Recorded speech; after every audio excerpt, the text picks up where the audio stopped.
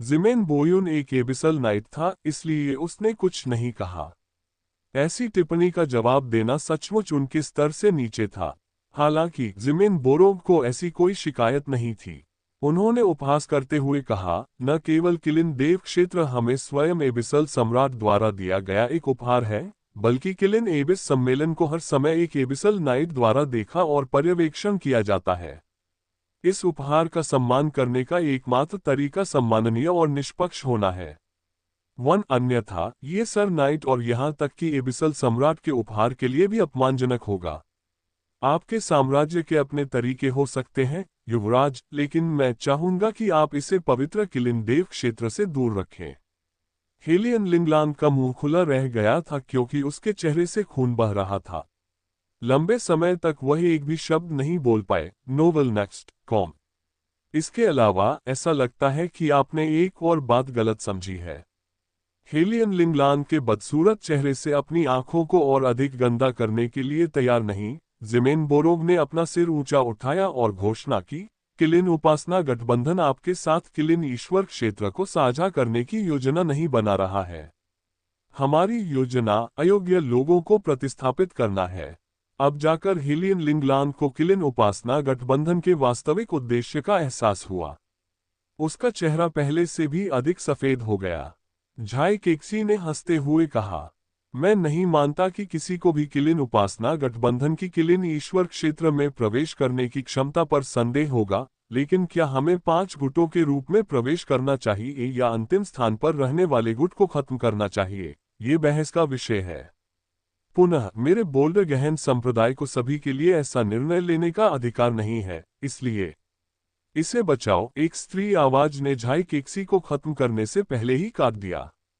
Helion लिंगजू बाहर निकली और हजारों हजारों जोड़ी आंखों से उन्हें देखने के बावजूद पूरी तरह से शांत और अप्रभावित रही।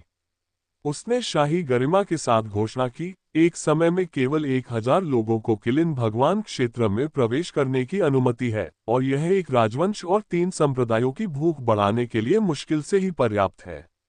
मुझे यकीन है कि 5 गुट व्यवस्था से कोई भी खुश नहीं होगा। स्थिति काफी खराब थी और उसके भाई ने उनके चेहरे पर कीचड़ लगाने की पूरी कोशिश की थी। इसका मतलब यह था कि उसने खुद को आत्मविश्वासी दिखने के लिए मजबूर किया, चाहे कुछ भी हो। आप अयोग्य को हटाना चाहते हैं। हेलियन साम्राज्य पूरी तरह से सहमत है। मुझे यकीन है कि बोल्डर प्रोफाउंड, थाउजेंड ब्लेड और फायरी सैंड्स भी इस व्यवस्था पर आपत्ति नहीं करेंगे। क्या आप करते हैं? किसी को भी इस जवाब की उम्मीद नहीं थी। कुछ समय तक तो हर कोई केवल हेलियन लिंगजू को ही आश्चर्य से देखता रहा। हेलियन लिंगलांग ने अभी अभी अपना बहुत सारा चेहरा खो दिया था, और किसी कारण से उसने सोचा कि हेलियन लिंगजू की घोषणा उसकी निराशा को व्यक्त करने का सही अवसर था। वह तुरंत दहाड़ा, क्या तुम जानते हो कि तुम क्या कह रहे हो, लिंगजू?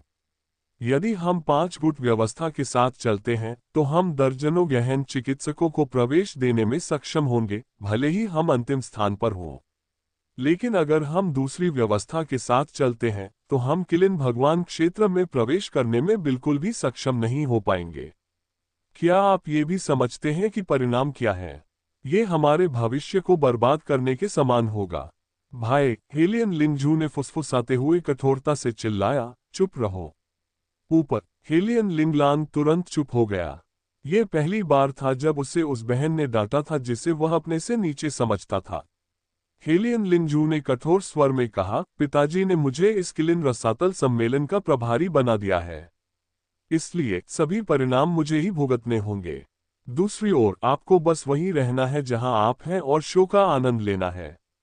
परंतु यदि तुम ऐसा ही करते रहे, तो मैं पिता को बता दूंगा कि तुमने क्या किया, कि तुमने उसके सीधे आदेश की अवहेलना की और जो चाहा वही किया। यदि आप नहीं चाहते कि ऐसा हो, तो कृपया अपने आप पर नियंत्रण रखें। आप। हेलियांग लिंगलांग का चेहरा शर्मिंदगी, रोष और हिंसा के वादे से विकृत हो गया। कुछ सेकंड बाद उसने कहा, बहुत अच्छा। मैं देखूंगा कि आप इसे कैसे संभालेंगे। हम्फ। भले ही उसका चेहरा गंभीर था, लेकिन अंततः वह अपने अंगरक्षकों के पास वापस चला गया और चुप रहा। हेलियन लिंगजू ने भी राहत की एक गुप्त सांस ली और युनचे पर एक नजर डाली।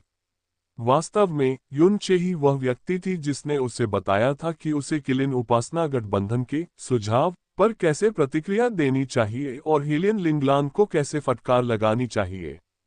चूंकि हेलियन साम्राज्य इस व्यवस्था से सहमत है, इसलिए थाउजेंड ब्लेड संप्रदाय को असहमत होने का कोई कारण नहीं दिखता है। थाउजेंड ब्लेड संप्रदाय के संप्रदाय मास्टर वान वेई ने उत्तर दिया। समर्थन फायरी सैंड संप्रदाय के संप्रदाय स्वामी ली कियानहोंग ने भी जवाब दिया। भीड़ कुछ देर तक गपशप करना बंद नहीं कर सकी, यहां तक कि उनमें से सबसे धीमा व्यक्ति भी ठीक ठीक जानता था कि किलिन उपासना गठबंधन किस अयोग्य का जिक्र कर रहा था। ये तथ्य कि उन्होंने स्वयं को इतने प्रभावशाली ढंग से घोषित करने का साहस किया था, ये सिद्ध करता है कि यह संभवतः कोई कल्पना की सनक भी नहीं थी। इसके अलावा उनके पास एक एबिसल नाइट भी था। ये कहना असंभव था कि अब तक उन्होंने किस प्रकार की ताकत अर्जित कर ली थी। इसके बावजूद हेलियन साम्राज्य ने स्थिति से सर्वोत्तम लाभ उठाने और टुकड़ों के लिए लड़ने की कोशिश नहीं की। उन्होंने सीधे तौर पर अपने दुश्मन की सद्भावना को ठुकरा दिया और उनके दृष्टिकोण से खुद को एक गतिरोध में डाल लिया। क्या वे ये जानते हुए भी अपनी गरिमा बनाए रखने की कोशिश कर रहे थे कि यह सम्मेलन उनकी पूर्ण हार के साथ समाप्त होगा, या क्या उनके पास वास्तव में कुछ छिपा हुआ था? यदि हेलियन साम्राज्य ने वास्तव में किलिन देव क्षेत्र में प्रवेश करने का अधिकार खो दिया, तो उनका पतन बिल्कुल अजेय होगा। बहुत समय नहीं बीता था कि यह पतनशील साम्राज्य किलिन रसातल क्षेत्र के इतिहास में एक फुटनोट बन गया। झाई केक्सी को आश्चर्य हुआ कि उसे हेलियन साम्राज्य पर दबाव डालने की आवश्यकता नहीं थी कि वह उनके लिए सबसे खराब व्यवस्था को स्वीकार कर ले, लेकिन वह उपहार में मिले घोड़े के मुंह में झांकने वाला नहीं था।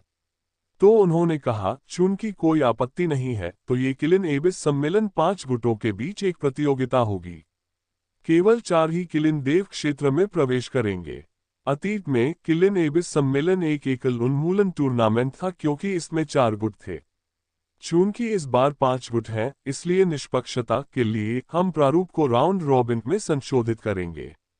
इस तथ्य को देखते हुए कि झाई केक्सी ने सोचने के लिए बिल्कुल भी नहीं रुका था, ये स्पष्ट था कि वह इस परिदृश्य के लिए तैयार था।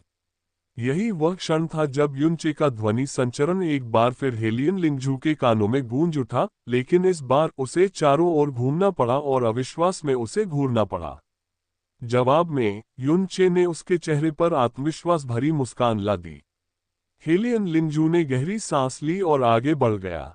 उसका दिल पागलों की तरह धड़क रहा था, लेकिन इस समय वह अंत तक केवल युनचे पर ही भरोसा कर सकती थी।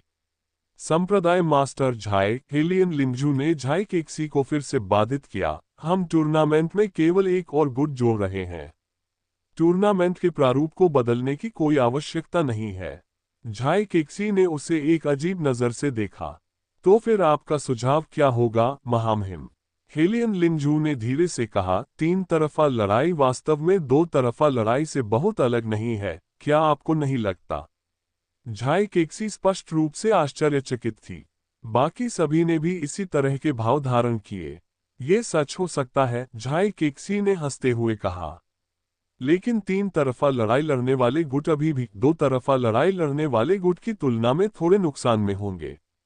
हेलियन लिंगजू ने तुरंत उत्तर दिया, उस स्थिति में हेलियन साम्राज्य 3 तरफा लड़ाई में शामिल होने के लिए स्वेच्छा से आगे आता है। क्या आपको कोई और चिंता या आपत्ति है? हा हा हा हा हा हा। तीनों संप्रदायों और किलिन उपासना गठबंधन की ओर से अनियंत्रित हंसी का कोलाहल गूंज उठा। क्या वह पागल हो गई है? नहीं, वह बस इसे जल्द से जल्द खत्म करने की कोशिश कर रही है। हाँ, आप सही होंगे। वे यहाँ जो भी सांस लेते हैं वह एक ऐसी सांस है जहाँ वे शर्म का आनंद लेते हैं। अगर यह मैं होता तो मैं पहले ही हार चुका होता। ये शर्मनाक होगा, लेकिन फिर भी ये किसी के मेरे सिर पर पैर रखने से कम शर्मनाक होगा। हा हा हा हा। हंसते हुए किलिन उपासना गठबंधन के शिष्य को अचानक बर्फ की तरह ठंड महसूस हुई। जब वह पलटा तो उसने देखा कि ज़मीन क्यूई उसे लगभग हत्या की हद तक घूर रहा था। फिर भी कोई भी हेलियन साम्राज्य जितना स्तब्ध नहीं था। यहां तक कि कुजियान और मो कैंडियन भी भ्रम और अविश्वास से उसे घूर रहे थे। हेलियन लिंगलांग ने तुरंत अपनी मौन व्रत तोड़ दी और दहाड़ने लगा, क्या तुम पागल हो गए हो, हेलियन लिंगजू? हेलियन लिंगजू ने किसी को जवाब नहीं दिया। वह बिना एक इंच भी पीछे हटे बस तीन संप्रदायों और किलिन उपासना गठबंधन को देखती रही। जहां तक युनचे का सवाल है, अजीब नजरों और अराजक हंगामे के प्रति उनकी एकमात्र प्रतिक्रिया अपने होंठ सिकोड़ना था। उन्होंने हेलियन लिंगजू को ऐसा करने के लिए इसलिए कहा क्योंकि वह अपना समय और ऊर्जा बर्बाद नहीं करना चाहते थे। यदि वे राउंड रॉबिन के लिए जाते, जैसा कि झाई केक्सी सुझाव देने जा रहे थे, तो उन्हें लगातार 4 लड़ाइयां लड़नी होंगी। अब उसे केवल 2 से लड़ने की जरूरत थी। यदि उसे किलिन देव क्षेत्र में प्रवेश करने की आवश्यकता न होती, तो वह सचमुच इन लोगों को छूता भी नहीं। कम से कम इतना तो कहा ही जा सकता है कि यह उनके स्तर से नीचे था। हाँ, झाई केक्सी ने अजीब सी हंसी निकाली। उसने पहले से जो भी रणनीति, भाषण और धांधली भरे नियम तैयार किए थे, वे सब बेकार थे, लेकिन यह अच्छी बात थी क्योंकि उसका दुश्मन स्वेच्छा से उनके मौत के जाल में फंस गया था। तीनों संप्रदाय और किलिन उपासना गठबंधन बहुत समय से अपने लिए नहीं लड़ रहे थे। वे कम से कम फिलहाल के लिए किलिन उपासना गठबंधन को अपना मूल मानकर एकजुट थे।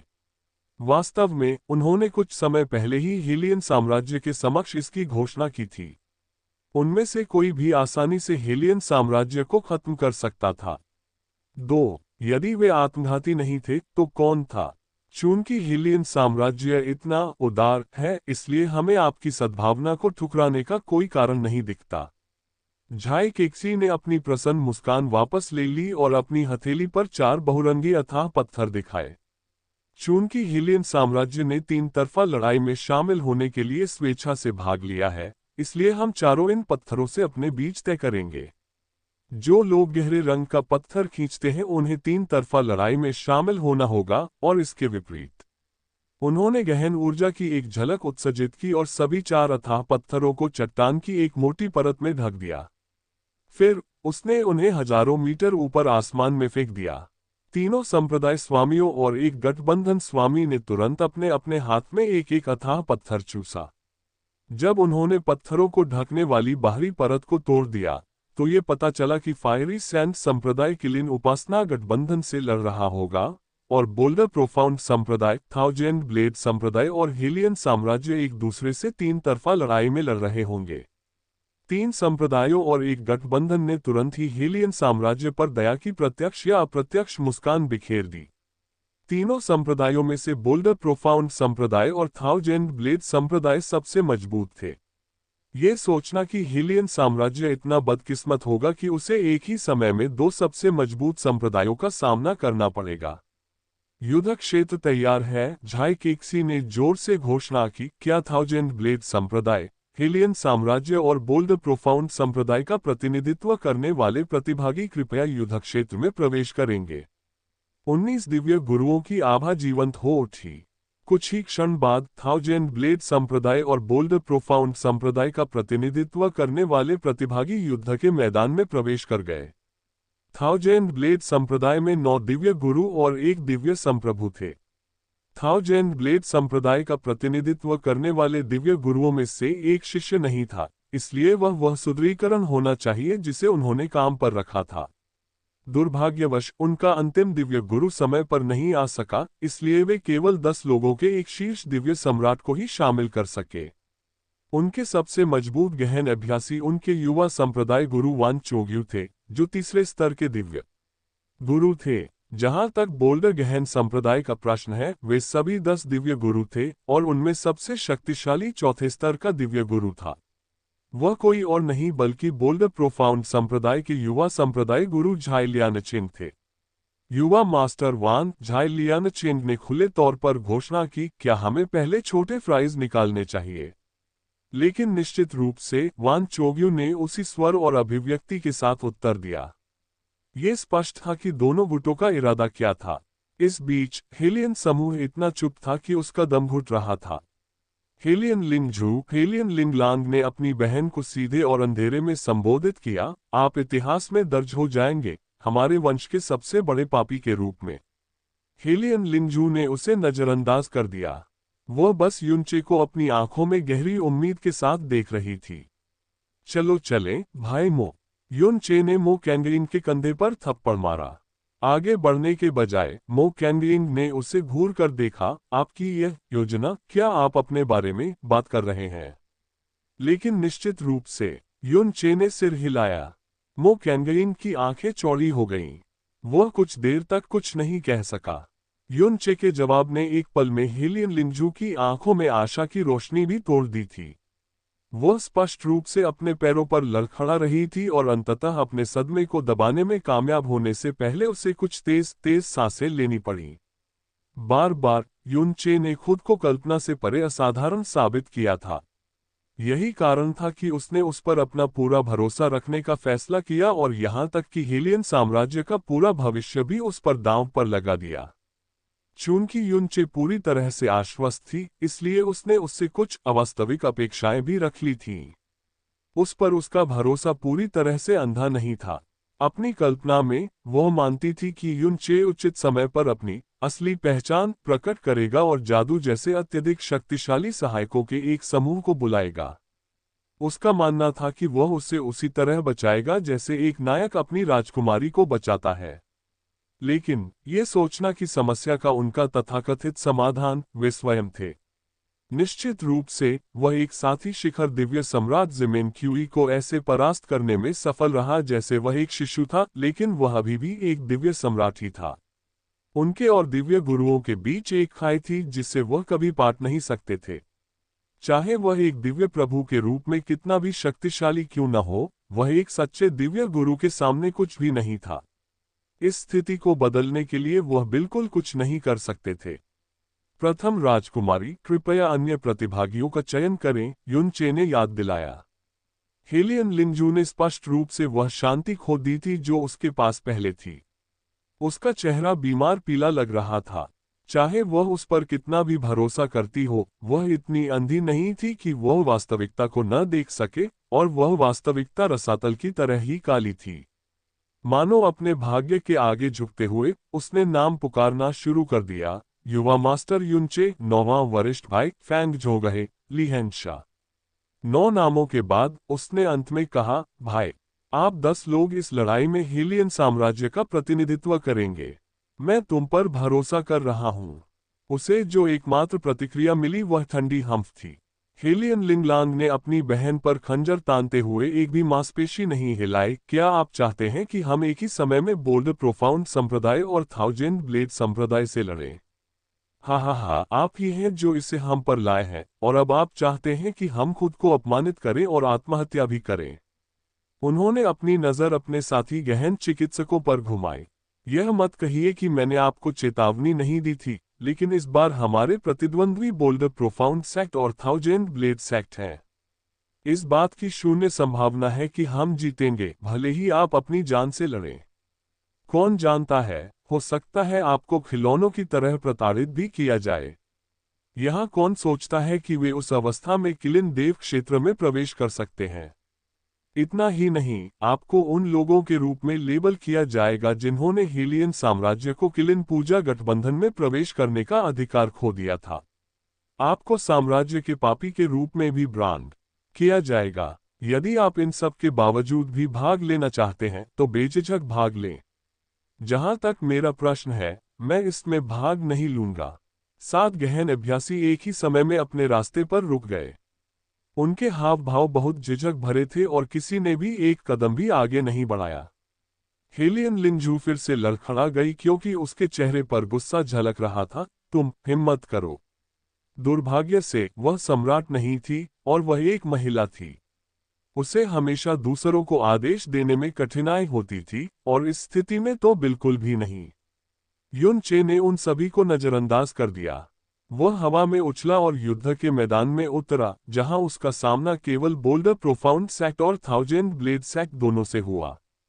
किलिन उपासना गठबंधन की ओर से जिमिन क्यूई की आंखों में एक गहरी हिंसक चमक चमक रही थी। मो कैंगयिंग ने युद्ध के मैदान में उतरने से पहले हेलियन लिंजू के कंधे पर एक आश्वस्त करने वाली थपकी दी। एक नीलेबाज की तरह वह युन चे के पास उतरा और कुछ धूल उड़ाए। भाई युन, उसने आगे देखते हुए कहा, तुम ही हो जिसने हम पर यह मुसीबत लाई है, लेकिन वह मुस्कुराया, उन कायरतापूर्ण मानव कचरे के टुकड़ों के विपरीत जो अंतिम क्षण में भाग निकले। आप ही एकमात्र ऐसे व्यक्ति हैं जो मेरे साथ हेलियन साम्राज्य की अंतिम गरिमा की रक्षा करने के लिए तैयार हैं। तो इससे पहले कि मैं तुम्हारे पापों के लिए तुम्हारा न्याय करूं, आइए हम कंधे से कंधा मिलाकर लड़ें। मुझे एहसास हुआ कि यह कुछ पाठकों को भ्रमित कर सकता है, और जब तक मैं पूरी बात को फिर से नहीं लिखता, तब तक यह वास्तव में अनुवाद योग्य नहीं है, इसलिए यहाँ एक स्पष्टीकरण है। हेलियन लिंगलांग कह रहे हैं कि सिर्फ इसलिए कि जिमेन बोयुन एक एबिसल नाइट है, किलिन वर्शिप एलायंस को पहले से ही किलिन गॉड क्षेत्र में प्रवेश करने का अधिकार है। हालांकि यह विशेष रूप से कहा गया है कि केवल उन लोगों को ही प्रवेश की अनुमति है जो सक्षम हैं, जिसका अर्थ है कि एबिसल सम्राट स्वयं किलिन उपासना गठबंधन के पीछे हो सकते हैं, और प्रतिभागियों को प्रवेश के लिए अभी भी किलिन एबिस सम्मेलन में खुद को योग्य साबित करना होगा। सरल शब्दों में कहें तो मंदबुद्धि हेलियन लिंगलांग न केवल अपने शत्रुओं का समर्थन कर रहा है, बल्कि वह ये भी कह रहा है कि भ्रष्टाचार रहित शूरवीर के लिए भाई भतीजावाद पूरी तरह से ठीक है। मो कैंगेन से भाग्यवादी दृढ़ संकल्प बहने लगा, लेकिन युनचे ने इसका जवाब नहीं दिया। क्या ये वही सुंदर चेहरा नहीं है जिसने पिटाई की थी? ज्वाई लियानचिन को अचानक एहसास हुआ कि वह गलती करने वाला था और उसने अपने शब्द बदल दिए। वह जिगोलो जिसे प्रथम राजकुमारी रखती है। आप युनचे हैं, है ना? आपको शाही परिवार के कुत्ते की भूमिका निभाने में बहुत सहजता महसूस होगी, है ना? जब जिमेन बोयटुन और जिमेन बोरोग ने ये सुना तो उन्होंने तुरंत अपनी ओर देखा। उसी समय जिमेन क्यूई का पागल ध्वनि संचरण उसके कानों के पास गूंज उठा, तुम्हें उसे बर्बाद करना होगा, युवा मास्टर झाई। उसे यातना दो, उसे रौंद दो, उसकी हड्डियां तोड़ दो, उसका सिर कुचल दो, उसे बदला लेने या आत्मसमर्पण करने की भीख मांगने का मौका भी मत दो। अभी 1 महीना भी नहीं हुआ था, लेकिन जिमेन क्यूई पहले से ही विस्फोट के करीब था। झाई लियानचेन ने खुले तौर पर और सहजता से जवाब दिया, चिंता मत करो, युवा मास्टर क्यूई। युद्ध के मैदान में प्रवेश करते ही वह मेरा खिलौना बन जाता है। वह वैसा ही होगा जैसा मैं चाहता हूं। आप बस शो का आनंद लें। युनचे ने कुछ नहीं कहा, लेकिन उसने अपनी भौहें थोड़ी नीचे कर ली और झाई लियानचेन पर एक नजर डाली। तुम्हारा मुंह हमेशा की तरह बदबूदार है, झाई लियानचेन, मो कैंगेंग ने ठंडे स्वर में उत्तर दिया। झाई लियानचेन की अभिव्यक्ति उससे भी अधिक तिरस्कारपूर्ण थी। किसी का भी मुंह हेलियन साम्राज्य जितना बदबूदार नहीं है। बात करना अर्थहीन है। तुम दोनों लड़ाई में अपने मतभेद क्यों नहीं सुलझा लेते? झाई केक्सी ने हेलियन पक्ष को देखने से पहले बीच में टोक दिया। समय समाप्त हो गया है। प्रथम राजकुमारी, क्या आप सचमुच इस लड़ाई को लड़ने के लिए सिर्फ 2 लोगों को भेजने जा रही हैं? शाही परिवार और हेलियन स्वर्गीय महल के अधीन गहन अभ्यासकर्ता असहज रूप से छटपटा रहे थे। क्या हम सचमुच नहीं जा रहे हैं, महामहिम? उन्होंने आसपास की निगाहों से मिलने की हिम्मत भी नहीं की। वे केवल तिरस्कार और तिरस्कार से ही भरे जा सकते थे। हेलियन लिंगलांग ने ठंडे स्वर में कहा, क्या आप कुछ समय के लिए काय के रूप में जाने जाना पसंद करेंगे, या पापी बनना पसंद करेंगे जिस पर कई पीढ़ियों तक थूका जाएगा? और यह मत भूलो कि तुम्हारे कर्मों के कारण तुम्हारे परिवार भी नीचे गिर जाएंगे। और इस तरह क्राउन प्रिंस ने अपने गहन अभ्यासकर्ताओं में झिझक और साहस के अंतिम टुकड़े को मिटा दिया। कुजियान ने एक भी मांसपेशी नहीं हिलाई। उन्होंने बोलने और उनका मन बदलने की कोशिश भी नहीं की। मुरझाए हुए दिल से ज्यादा दुखद कुछ भी नहीं था, और कुजियान का दिल बहुत पहले ही मुरझा चुका था। उन्हें इस बात पर भी आश्चर्य नहीं हुआ कि एक समय का शक्तिशाली साम्राज्य इस हद तक पतन की ओर अग्रसर होगा। तीनों संप्रदाय अस्तित्व, प्रतिस्पर्धा और प्राकृतिक चयन के क्रूर नियमों द्वारा शासित थे। कोई यह भी कह सकता है कि उन्होंने अपनी शक्ति बढ़ाने के लिए कुछ भी और सब कुछ किया। यही कारण था कि उनकी निरंतर वृद्धि पूरी तरह से समझ में आती थी। दूसरी ओर हेलियन साम्राज्य में कई सम्राट थे जो अपनी स्थिति से बहुत संतुष्ट थे और केवल आराम और सुविधा चाहते थे। जिस तरह से उन्होंने अपने साम्राज्य पर शासन किया वह यहाँ वहाँ भिन्न हो सकता है, लेकिन चीजों की व्यापक योजना में यह एक समान था। हाल के दिनों में तो उन्होंने ये भी चाहा कि मोकेंगइन साम्राज्य छोड़कर तीनों संप्रदायों में शामिल हो जाएं। आखिरकार यदि हेलियन साम्राज्य हेलियन लिंगलान के हाथों में चला गया तो स्थिति और भी बदतर हो जाएगी। हालांकि हेलियन साम्राज्य के पास अब दूसरी पीढ़ी नहीं हो सकती है। वह शायद ही कल्पना कर सकता था कि हेलियन लिंगजू इस समय किस तरह का दबाव और शर्म झेल रहा था। वह कोई प्रतिक्रिया भी नहीं दे सकी क्योंकि इसका प्रतिफल केवल तिरस्कार और दया ही मिलेगा। इसीलिए मो कैंगइंग ने गर्व से घोषणा की, हमें अपने बीच रीढ़विहीन कुत्तों की जरूरत नहीं है। हेलियन की रीढ़ को सहारा देने के लिए हमें बस 2 असली आदमियों की जरूरत है, तो चलिए हम ये लड़ाई शुरू कर दें। रीढ़ वाहा। वान चोग्यू जोर से हंस पड़ा। हेलियन लिंगलान का गुस्सा और शर्म द्वेष में बदल गई जब उसने मो कैंगइंग को घूर कर देखा। मो कैंगइंग, मैं कसम खाता हूं कि मैं एक दिन तुम्हें मार डालूंगा। हम्फ। झाई केक्सी ने बात करना बंद कर दिया और पीली गहरी रोशनी की किरण जमीन की ओर छोड़ी। इसने शीघ्र ही एक युद्ध क्षेत्र का निर्माण कर लिया जिसका व्यास केवल 50 किलोमीटर था। इतना छोटा युद्ध क्षेत्र दिव्य संप्रभुओं की एक जोड़ी के बीच द्वंद्व के लिए भी दमघोटू होता, 1 दर्जन या उससे अधिक दिव्य गुरुओं के बीच तो बिल्कुल भी नहीं। इसका उद्देश्य किसी को भी लड़ाई को लंबा खींचने से रोकना था। इस 3 तरफा लड़ाई को इस आधार पर रैंक किया जाएगा कि कौन अपने सभी प्रतिभागियों को पहले खो देता है। जो कोई भी बेहोश हो जाता है, आत्मसमर्पण कर देता है या सीमा से बाहर हो जाता है, उसे पराजित माना जाएगा। चोटें अपरिहार्य हैं और उनका पीछा नहीं किया जाना चाहिए। किसी को मारने के इरादे से हमला नहीं करना चाहिए। अगर कोई आत्मसमर्पण करता है तो उसके विरोधियों को हमला करना बंद कर देना चाहिए और आगे बढ़ जाना चाहिए। और अंतिम लेकिन कम से कम, युद्ध के मैदान के बाहर किसी को भी युद्ध के मैदान के अंदर जो हो रहा है उसमें हस्तक्षेप करने की अनुमति नहीं है।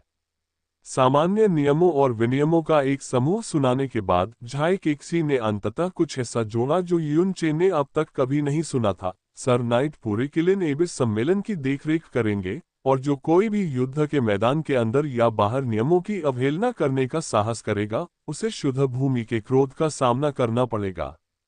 तो अपने आप पर नजर रखें।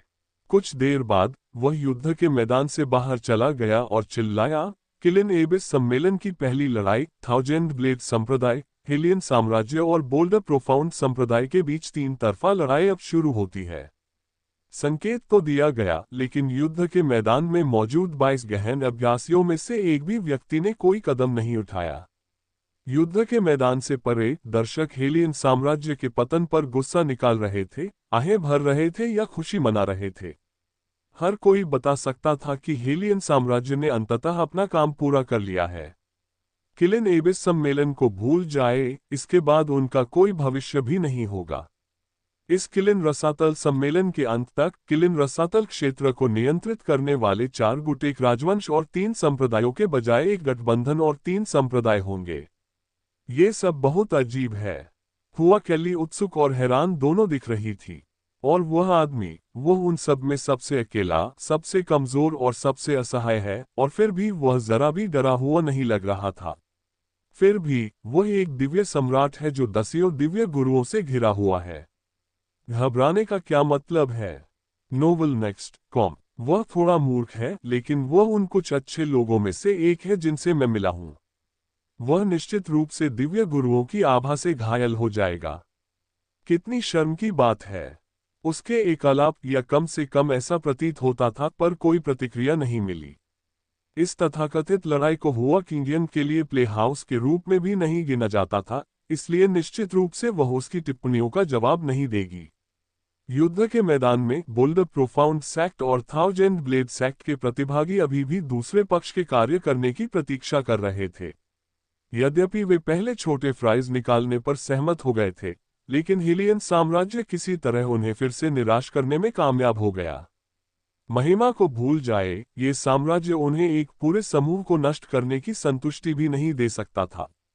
यदि आप चाहें तो आपको ये सम्मान मिल सकता है, युवा मास्टर झाई वांग चोग्यू ने निस्वार्थ भाव से कहा। 3 तरफा लड़ाई में तीनों पक्षों का एक दूसरे के साथ झगड़ा करना या 2 पक्षों का एक साथ मिलकर पहले एक ही पक्ष को खत्म करना सामान्य ज्ञान था। यह नियमों के विरुद्ध नहीं था। झाई लियानचेन मुस्कुराए और धीरे धीरे युनचे और मो कैंगइंग के पास पहुंचे। जवाब में मो कैंगेइंग ने एक कदम आगे बढ़ाया और युन चे को अपनी पीठ के पीछे ढक लिया। आखिरकार चौथे स्तर का दिव्य गुरु चाहे तो युन चे को एक पल में गंभीर रूप से घायल कर सकता है। मैं मानता हूं कि तुम दोनों में हिम्मत है, झाई लियानचेंग ने सहानुभूति व्यक्त करते हुए कहा। केवल दो लोगों के साथ इस युद्ध क्षेत्र में कदम रखने के लिए साहस से अधिक की आवश्यकता होती है। उसने कुछ देर तक युन चे को देखा, लेकिन फिर अपनी नजर मो कैंगेइंग की ओर घुमा ली। भाई कैंगेइंग, मेरे पिता आपकी प्रतिभा को इतना संजोते थे कि उन्होंने एक बार आपको व्यक्तिगत रूप से निमंत्रण देने की कृपा की थी। उस समय आप अपनी अस्वीकृति में बहुत दृढ़ थे। उस हेलियन साम्राज्य को देखें जिसकी आप सेवा करते हैं, और आप अभी कहाँ हैं। यहाँ तक कि पहली राजकुमारी जिसे आपने सब कुछ दिया था वह भी अब एक सुंदर लड़के का खिलौना मात्र रह गई है। क्या आपको नहीं लगता कि यह बहुत शर्म की बात है? मो कैंगेइंग के चेहरे पर उदासी थी, लेकिन वह क्रोधित नहीं था। वह बहुत समय पहले से जानता था कि हेलियन साम्राज्य अपने मूल में सड़ा हुआ था, लेकिन हेलियन लिंगजू के कारण उसे अपनी पसंद पर कभी पछतावा नहीं हुआ। इस पीढ़ी के सभी युवा प्रखर चिकित्सकों में से झाई लियानचेंग और मो कैंगेइंग सबसे महान थे। हालांकि झाई लियानचेंग ऐसे व्यवहार कर रहा था जैसे वह मो कैंगेइंग का जल्लाद हो, और यह पूरी तरह से उस पर निर्भर था कि वह उसे कुत्ते की तरह अपमानित करे या उसे सम्मानजनक हार दे। सच तो ये था कि उसके पास शक्ति थी, और शब्दों में बयां करना मुश्किल है कि प्रतिद्वंद्वी के जीवन का पूर्ण स्वामी बनना कितना संतोषजनक था। ये बहुत दयनीय है कि आप केवल दो ही हैं। बहुत बहुत दयनीय। ये और भी दयनीय होगा यदि हम तुम्हें ऐसे ही युद्ध के मैदान से बाहर निकाल दें। तो झाई लियानचेंग मो कैंगेइंग और युन चे से 30 कदम से भी कम दूरी पर था जब उसने मुस्कुराते हुए कहा, तुम दोनों मुझसे भीख क्यों नहीं मांगते? यदि मैं आपके प्रदर्शन से संतुष्ट हूं, तो मैं थाउजेंड ब्लेड संप्रदाय के कुछ दुश्मनों को खत्म करने में आपकी मदद कर सकता हूं। उस स्थिति में हार बहुत शर्मनाक नहीं होगी, है ना? हा हा हा हा हा। बोल्डर प्रोफाउंड संप्रदाय और थाउजेंड ब्लेड संप्रदाय दोनों से हंसी की गर्जना फूट पड़ी। मो कैंगेइंग ने अपनी कलाई घुमाए और अपनी गहन ऊर्जा को बुलाने के लिए तैयार हो गए। लेकिन इससे पहले कि वह ऐसा कर पाता, युन चे राहत भरी आवाज में बोला, ठीक है, चूंकि आप इतना अनुग्रहपूर्ण प्रस्ताव दे रहे हैं, इसलिए मुझे इसे स्वीकार करने के अलावा कोई अन्य विकल्प नहीं दिखता। युन चे मुस्कुराया और उसका सिलहूट एक बार धुंधला हो गया। वूश। मो कैंगेइंग ने अपनी आंखों के कोने से केवल एक अस्पष्ट रूपरेखा देखी, लेकिन झाई लियानचेंग ने अचानक खुद को युन चे की मुस्कान और केवल उसकी मुस्कान को घूरते हुए पाया। ऐसा लग रहा था जैसे युवक उसके ठीक सामने टेलीपोर्ट हो गया हो। प्रतिक्रिया करना तो दूर की बात है, वह डर के मारे जम भी नहीं पाया था कि उसकी छाती पर लाल बिजली चमक उठी। Track boom. स्वर्गीय कानून क्लेश बिजली झाई लियानचेंग के शरीर की हर नस में एक उग्र शैतान की तरह लहरा रही थी। यहां तक कि उसकी आंखें भी खून से पूरी तरह लाल हो गई थीं। गहन ऊर्जा के विस्फोट ने मो कैंगेइंग को भी पीछे धकेल दिया और जो गहन प्रकाश वह अपनी हथेलियों के चारों ओर इकट्ठा कर रहा था उसे बिखेर दिया। अगले ही पल उसकी आंखें तश्तरियों की तरह चौड़ी हो गईं। आह! क्या क्या बस! हर जगह सदमे और अविश्वास की अलग अलग चीखें गूंज उठीं, लेकिन उनमें से हर एक के चेहरे पर सदमे का भाव था। ऐसा इसलिए था क्योंकि युन चे ने जिस गहन ऊर्जा का अनावरण किया था, जो विशिष्ट रूप से एक दिव्य सम्राट की थी, वह इतनी प्रबल थी कि वह दिव्य गुरुओं का भी दम घोट सकती थी। युद्ध की बात करें तो स्वर्गीय कानून क्लेश बिजली ने झाई लियानचेंग को इतना बुरी तरह झकझोर दिया था कि उसने अपने चेहरे और अंगों पर पूरी तरह से नियंत्रण खो दिया था। वह केवल एक कीड़े की तरह असहाय रूप से तड़प सकता था। जहां तक उसके बालों की बात है, तो वे सुइयों के जंगल की तरह बिल्कुल सीधे खड़े थे। वह अपने भौतिक शरीर या यहां तक कि अपनी गहन ऊर्जा के संचार को भी महसूस नहीं कर सकता था। यहां तक कि उनकी आध्यात्मिक धारणा भी किसी प्रकार की शून्यता से भरी हुई थी। जैसे ही उसकी पुतलियां अधिकतम सीमा तक फैल गईं, युन चे ने हंसते हुए कहा, मैं तुम पर भरोसा करूंगा, युवा मास्टर झाई। उसने झाई लियानचेन को लात मारी और उसका कठोर पैर पकड़ लिया। फिर वह झाई लियानचेन की ओर बढ़ा और विद्युतीकृत युवा संप्रदाय मास्टर को सीधे स्तब्ध वांग चोग्यू पर घुमाया। एक सांस पहले वान चोंगशान अभी भी हेलियन की टीम के खुद को शर्मिंदा करने का इंतजार कर रहे थे। एक सांस बाद युन चे अपने भाई के सामने खड़ा था और झाई लियानचेन को छड़ी की तरह उसकी ओर घुमा रहा था। आखिर उसे इस पर कैसी प्रतिक्रिया देनी चाहिए थी। वान चोग्यू ने रास्ते से हटने की कोशिश की, लेकिन उसके शरीर पर दबाव लाखों पहाड़ों जितना भारी लग रहा था। जैसे ही झाई लियानचेन का सिर पास आया, वह मुश्किल से बचाव में अपने हाथ उठाने में कामयाब रहा। बूम! और वह हमले को रोकने में असफल रहा। ऐसा लगा जैसे झाई लियानचेन का सिर वांग चोग्यू के सिर से टकराने पर उनके सिर में आकाशगंगाओं का एक जोड़ा पैदा हो गया हो। खोपड़ियों के टूटने की आवाज इतनी तेज थी कि दर्शकों और प्रतिभागियों के कान के पर्दे लगभग टूट गए। एक प्रचंड तूफान से भी अधिक तेज गति से घूमते हुए वांग चोग्यू खून के बड़े बड़े गोले उगलते हुए युद्ध के मैदान से बाहर उड़ गया। लियानचेन, यू एर, झाई केक्सिया और वान लेई भयभीत होकर चिल्लाए।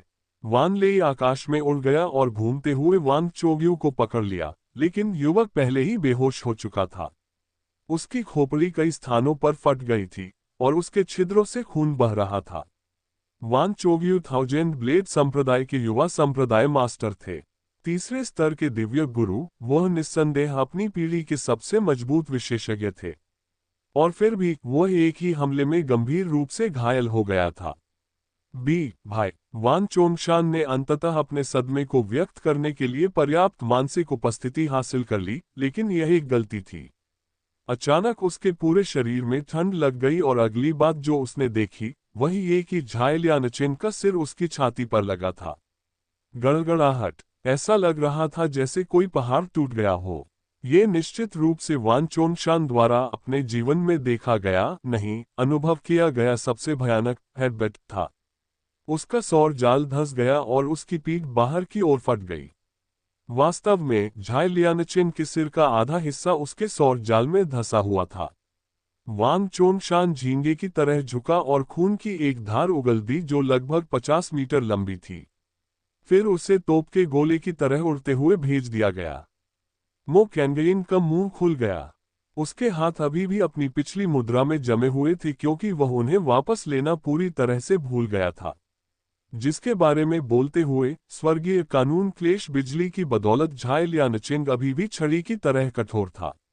युन चे अगले थाउजेंड ब्लेड संप्रदाय के शिष्य के सामने प्रकट हुए और अपने झाई लियानचेन को ऊपर की ओर झटका दिया तथा अपने युवा संप्रदाय के गुरु के बहुत सुंदर चेहरे से उस बेचारे आदमी की कमर पर वार किया। गा! जब थाउजेंड ब्लेड संप्रदाय का शिष्य अपने पैरों पर गिर पड़ा और पागलों की तरह छटपटाने लगा तो एक खून जमा देने वाली चीख हवा में गूंज उठी। वह फिर कभी खड़ा नहीं होगा। एक एक करके युन चे ने झाई लियानचेन को हथियार की तरह घुमाते हुए थाउजेंड ब्लेड संप्रदाय के शिष्यों को हराया। बूम! गड़गड़ाहट! बूम! जब 10वां धमाका हुआ तो थाउजेंड ब्लेड संप्रदाय के 10 प्रतिभाशाली शिष्यों में से 5 युद्ध के मैदान से बाहर हो गए थे। उनमें से 4 बेहोश थे और एक खड़ा होने में असमर्थ था। जब युन चे ने अंततः चलना बंद कर दिया तो दुनिया मौत की खामोशी में डूब गई। झाई लियानचेन को धीरे धीरे फर्श पर घसीटते हुए जैसे कि वह ऐसे ईश्वरीय हथियार से अलग होना बर्दाश्त नहीं कर सकता, उसने उदासीनता से लेकिन स्पष्ट रूप से कहा, तस्क, इसमें कोई आश्चर्य नहीं कि आप महान बोल्ड प्रोफाउंड संप्रदाय के युवा संप्रदाय गुरु हैं। ये सोचना कि आप इतने मजबूत हैं कि कुछ ही प्रहारों में थाउजेंड ब्लेड संप्रदाय को हरा सकते हैं। हेलियन साम्राज्य कभी ऐसा उपकार कैसे चुका सकता है? युद्ध क्षेत्र विस्फोटों, खून जमा देने वाली चीखों, खून और सामान्य रूप से हिंसा से भरा हुआ था। यह एक रोमांचक क्षण होना चाहिए था जहां अनगिनत दर्शक किसी न किसी कारण से जयकार कर रहे थे या हूटिंग कर रहे थे। इसके बजाय वहां केवल इतना पूर्ण सन्नाटा था कि पिन गिरने की आवाज सुनाई दे रही थी। चाहे पुरुष हो, महिलाएं हो, मजबूत हो या कमजोर, हर किसी की आंखें अधिकतम तक चौड़ी हो गईं जैसे कि उन्हें सरौता से जबरदस्ती खोला गया हो। अनगिनत जबड़े अव्यवस्था की हद तक चौड़े हो गए थे और उनमें से एक भी अभी तक अपने जबड़े को इकट्ठा करने में कामयाब नहीं हुआ था। हेलियन लिंजू स्तब्ध दिख रहा था और कू जियान के बादल साफ हो गए थे। हेलियन लिंगलांग विशेष रूप से ऐसा लग रहा था जैसे वह वही था जिसे युन चे ने तबाह कर दिया था। युनचे 10वें स्तर का दिव्य सम्राट। थाउजेंड ब्लेड संप्रदाय में 10 प्रतिभागी थे और वे एक तीसरे स्तर के दिव्य मास्टर, 3 दूसरे स्तर के दिव्य मास्टर, 5 पहले स्तर के दिव्य मास्टर और एक दिव्य संप्रभु थे। और फिर भी उनमें से एक भी युनचे के एक भी हमले को सहन करने में कामयाब नहीं हुआ था। इसके अलावा वह जिस छड़ी का उपयोग कर रहा था वह झाई लियानचेन था, जो बोल्डर प्रोफाउंड संप्रदाय का युवा संप्रदाय गुरु था और 600 वर्ष से कम उम्र का एकमात्र चौथे स्तर का दिव्य गुरु था। किलिन रसातल क्षेत्र में कोई भी इस बात पर सवाल नहीं उठाएगा कि वह अपने साथियों के बीच नंबर 1 गहन अभ्यासी था। और फिर भी जिमेन बोयुन अपनी सीट से उठ गया था। उनकी पहले की गरिमापूर्ण आंखें वर्तमान में आश्चर्य और अविश्वास से भरी हुई थीं। बहुत बात तक उसे एहसास भी नहीं हुआ कि वह खड़ा है। आसमान में हुआ कैली का मुंह भी खुला हुआ था, यहां तक कि उसकी आंखों के तारे भी अस्थायी रूप से पलके झपकाना भूल गए थे। वह यद्यपि अनुभव की दृष्टि से वह लगभग एक खाली कागज थी, फिर भी गहन मार्ग के बारे में उसका ज्ञान पूरे रसातल में सबसे महान था। हालांकि उसने अभी जो देखा उसने उस सामान्य ज्ञान को टुकड़े टुकड़े कर दिया था। बहुत समय बाद हुआ किंगयंग ने कहा, वह निश्चित रूप से एक दिव्य सम्राट है। उन्होंने जो बिजली इस्तेमाल की वह साधारण बिजली नहीं है, लेकिन कैसे एक दिव्य प्रभु, एक दिव्य गुरु को एक ही वार में हरा सकता है। हुआ कैली ने अपनी सजा पूरी कर ली। निचले दिव्य गुरु और ऊपरी दिव्य गुरु के बीच का अंतर बहुत बड़ा था, ये सच है, लेकिन एक ही वार में किसी को हराना, उन्हें कम से कम 8वें स्तर का दिव्य गुरु होना था। हालांकि युनचे सिर्फ एक दिव्य संप्रभु थे, तो दुनिया में कैसे? इस बार हुआ किंगयंग भी उसे कोई जवाब नहीं दे सकी। उसके जीवन में पहली बार केवल अनंत तलवारें देखने वाली तेज आंखें, वे आंखें जो केवल अमर तलवार की थीं, एक अपरिचित व्यक्ति पर केंद्रित थीं जो केवल एक दिव्य संप्रभु था। इस बीच युनचे झाई लियानचेन को देख रहा था और उसकी तारीफों की बौछार कर रहा था। तुम कितनी अद्भुत तलवार हो, आप जैसी तलवार नामहीन नहीं हो सकती। मैं तुम्हें लियानचेन तलवार कहूंगा। यह उचित ही था। आखिरकार ये तलवार इतनी साहसी थी कि उसने सम्राट युन का अपमान उसके मुंह पर कर दिया। मो कैंगयिंग ने अभी तक अपनी बाहें नीचे नहीं की थीं। वह इतना स्तब्ध था कि उसे यह पता ही नहीं चला कि वह कुछ समय से इसी मुद्रा में था। इस बीच किलिन डिवाइन डोमेन द्वारा अपने समय में अब तक अनुभव किए गए सबसे अराजक हंगामे से अंततः चुप्पी टूट गई थी। वाह, अभी क्या हुआ? अनगिनत लोग ऐसे हकलाने लगे जैसे वे इस बीमारी के साथ पैदा हुए हों। वह एक दिव्य संप्रभु, 9 दिव्य गुरु, एक हिट। मैं सपना देख रहा होगा। क्या कोई मुझे थप्पड़ मारकर जगा सकता है? कोई बात नहीं, मैं ये काम स्वयं ही कर लूंगा। यहाँ अभी क्या हुआ? ये संभव नहीं हो सकता है ना? आखिर यह आदमी कौन है? इस बीच झाई केक्सी अंततः वास्तविकता में वापस आ गई थी। कल्पना से परिक्रोधित होकर वह आगे बढ़ा और दहाड़ा, मेरे बेटे युनचे को छोड़ दो, उसे अभी जाने दो। उनकी गहन ऊर्जा उनकी आवाज के साथ फूट पड़ी। अर्धचरणीय दिव्य विलुप्ति क्षेत्र के गहन अभ्यासी की शक्तिशाली आभा तुरंत ही पूरे युद्ध क्षेत्र में फैल गई। झाई लियानचेन उनके सबसे गौरवान्वित पुत्र और बोल्डर प्रोफाउंड संप्रदाय के अगले संप्रदाय गुरु थे। ये सोचना कि उसका ऐसे इस्तेमाल किया जाएगा, इस शर्म को कौन सहन कर सकता है? झाई केक्सी की चीख इतनी तेज थी कि हंगामा भी दब गया। जवाब में युनचे ने घूमकर लियानचेन तलवार को सीधे झाई केक्सी की ओर तान दिया और चिल्लाया, बोल्डर गहन संप्रदाय के संप्रदाय मास्टर, जब एक एबिसल नाइट देख रहा हो तो आप इस पवित्र लड़ाई को बाधित करने का साहस करते हैं। क्या आप शुद्ध भूमि के अधिकार को कलंकित कर रहे हैं?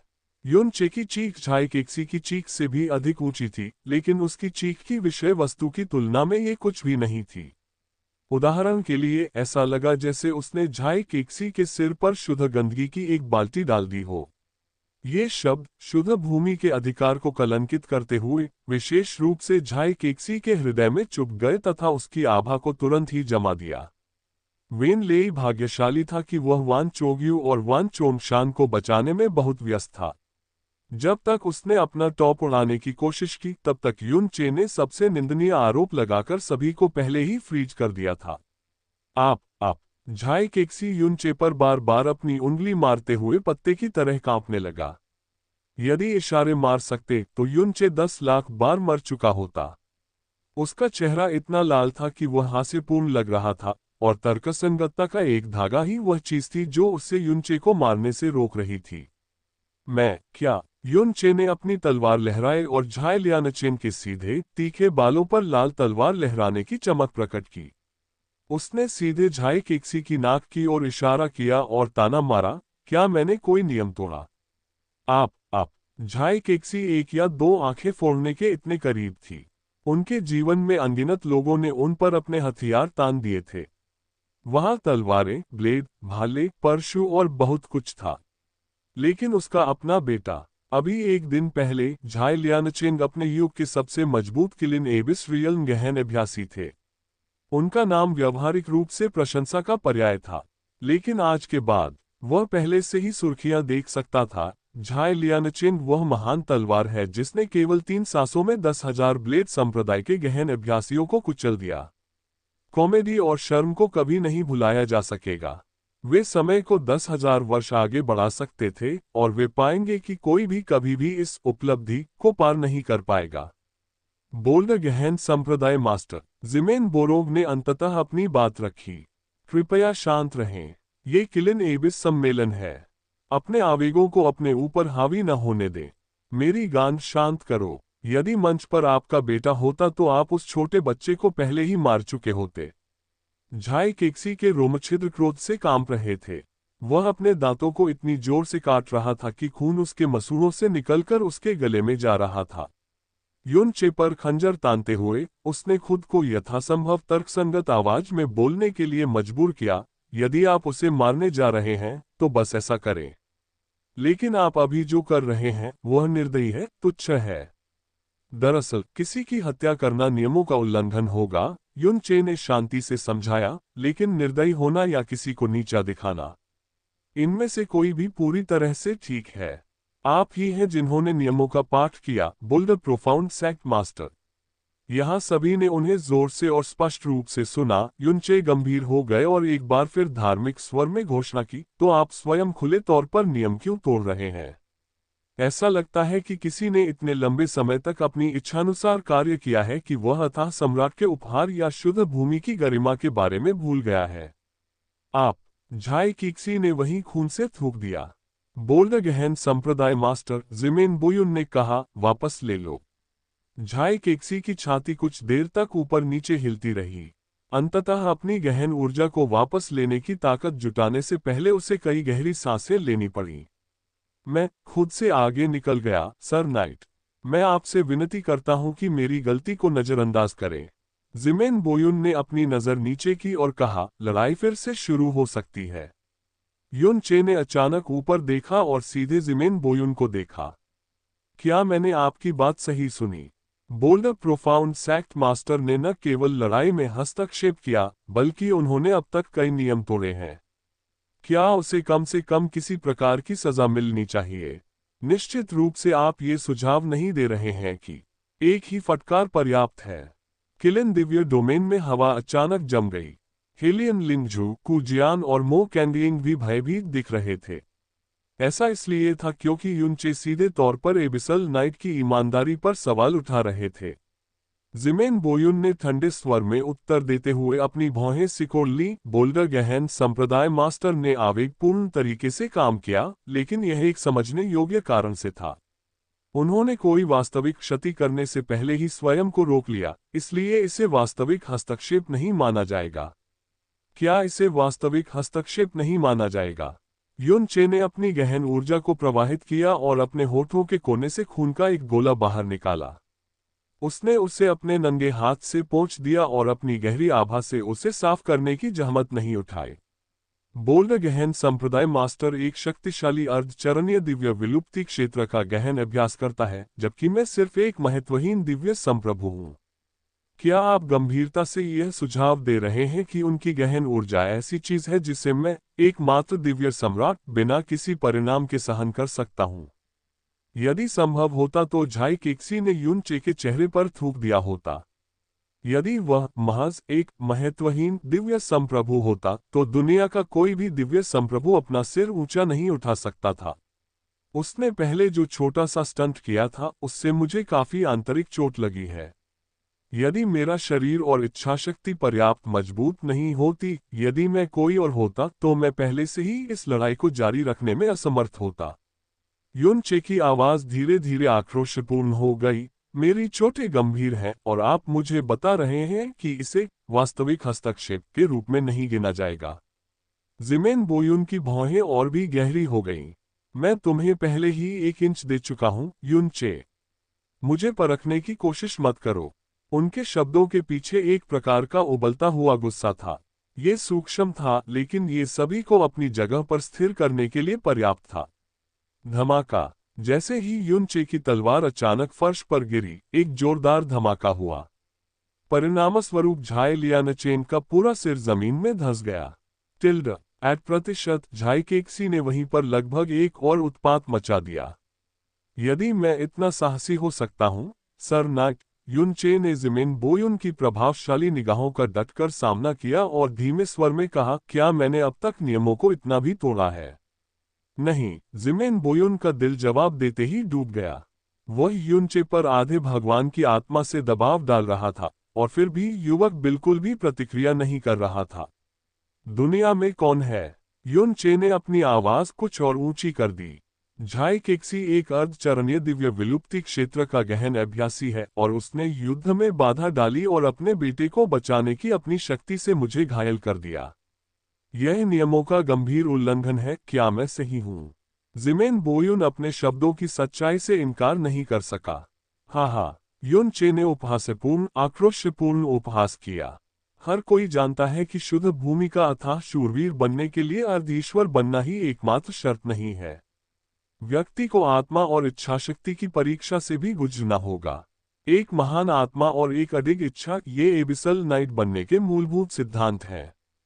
चूंकि अथाह सम्राट स्वयं ही एकमात्र ऐसा व्यक्ति है जो किसी को शूरवीर बनाने के योग्य है, आप न केवल शुद्ध भूमि का प्रतिनिधित्व करते हैं, बल्कि अथाह सम्राट का भी प्रतिनिधित्व करते हैं। युद्ध शुरू होने से पहले आपने घोषणा की थी कि इस युद्ध क्षेत्र में कोई बुराई, गंदगी या अन्याय बर्दाश्त नहीं किया जाएगा। लेकिन उसकी नजर अचानक क्रोध से गर्म हो गई। जब झाई केक्सी ने खुलेआम लड़ाई में बाधा डाली, नियम तोड़े और यहां तक कि एक प्रतिभागी को घायल भी किया, तो आपने उसे किसी भी तरह से दंडित नहीं किया। आपने तो बस उसे पीछे हटने को कहा था। इतना ही नहीं, जब मैंने इस घटना की पीड़िता ने कम से कम निष्पक्षता का दिखावा बनाए रखने के प्रयास में इस ओर ध्यान दिलाया, तो आपने वास्तव में मुझे अधीनता में लाने का प्रयास किया। क्या इसे ही आप कुलीनता कहते हैं? क्या आप शुद्ध भूमि और अथाह सम्राट का प्रतिनिधित्व इस प्रकार करते हैं?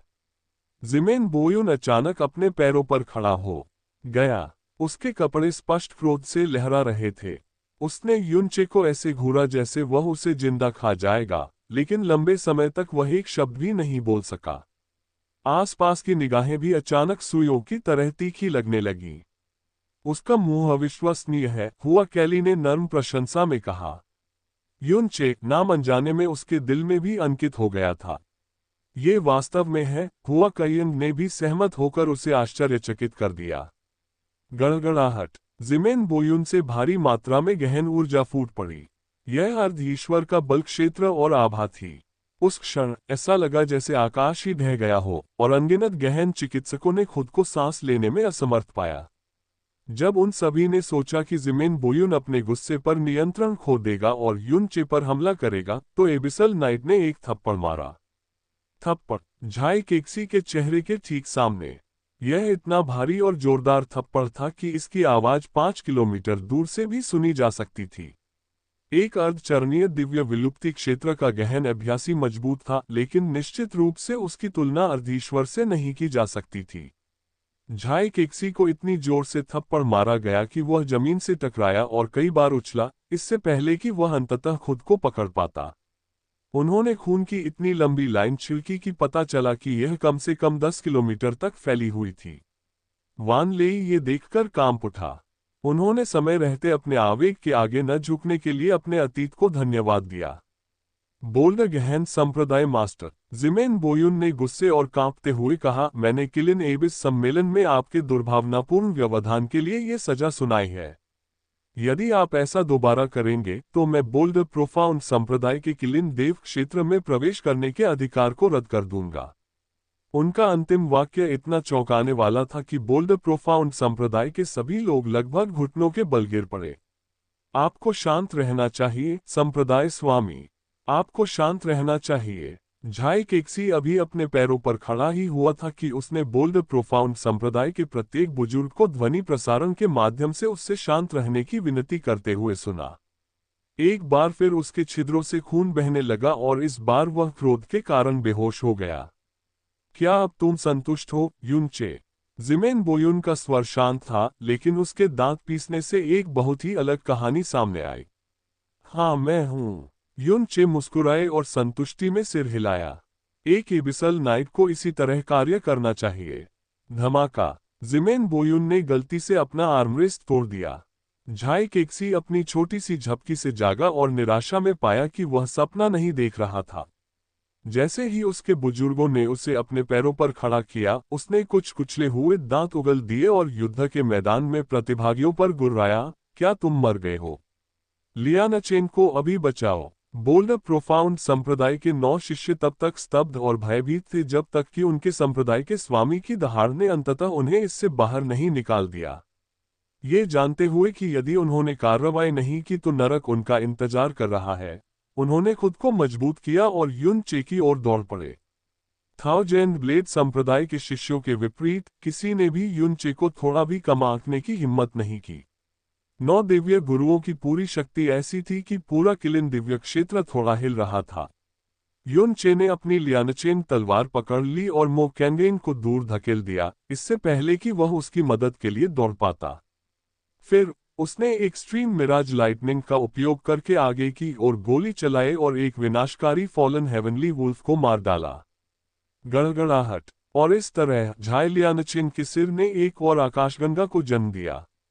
एक विशाल स्वर्गीय भेड़िया आकाश में चिल्लाया। उनकी शक्ति ऐसी थी कि सभी 9 दिव्य गुरुओं को एक पल में पीछे धकेल दिया गया। वास्तव में उनकी बोल्डर गहन ऊर्जा केवल 2 सांसों के अंतराल में पूरी तरह से टूट गई। युनचे धुंधला हो गया और 9 बोल्डर गहन संप्रदाय दिव्य मास्टर्स के ठीक बीच में दिखाई दिया। फिर उन्होंने पृथ्वी को नष्ट करने वाले एक विनाशकारी आकाश को जमीन की ओर प्रक्षेपित किया। बूम! युद्ध के मैदान का आधे से अधिक हिस्सा ऐसे ही हवा में उड़ गया। बेशक इसमें बोल्डर प्रोफाउंड संप्रदाय के 9 शिष्य भी शामिल थे। ये देखकर सभी की आंखें ऐसे उभर आईं जैसे फट जाएंगी। आपदा के केंद्र में युनचे इत्मीनान से मुड़ा और अपनी तलवार के चारों ओर तूफान बुलाया। फिर उसने लापरवाही से अपनी तलवार 9 शिष्यों की ओर फेंक दी। झाई लियानचेन एक शिखर की तरह घूम गया क्योंकि तूफान की ऊर्जा एक विशाल तूफान में बदल गई जो 50 किलोमीटर तक फैल गया। इसने 9 दिव्य गुरुओं को सैकड़ों किलोमीटर दूर फेंकने से पहले आसानी से अंदर खींच लिया। स्वूश स्वूश स्वूश स्वूश स्वूश। लियानचेन तलवार ने अपना कर्तव्य पूरा कर लिया था। बूमरैंग की तरह ये पूरी सटीकता के साथ युनचे की ओर वापस चक्कर लगाता रहा। हालांकि युनचे ने अपनी तलवार नहीं पकड़ी।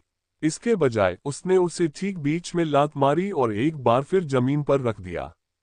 बेशक पहले सिर झाई लियानचेन की रंगीन आंखों से मिलने के लिए नीचे झुकते हुए उन्होंने प्रशंसा की, आप एक सच्चे सज्जन हैं, युवा मास्टर झाई।